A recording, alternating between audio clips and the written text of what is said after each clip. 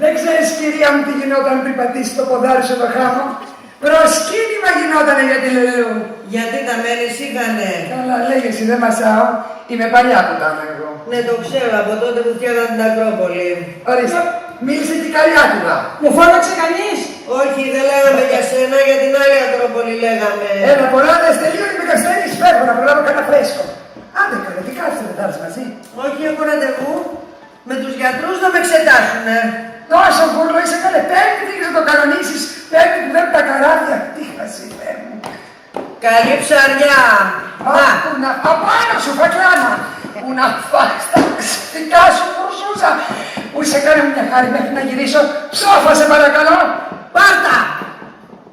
Να μωρή. Χριστάκη! Έλα εδώ αγόρι μου. Βάλε κάτι να μερακλώσω. Ένα βράδυ Τετάρτης έχω ελεύθερο. Κι ας να βρει να προλαβαίνεις στον Πειραιά. Νομίζω ότι είναι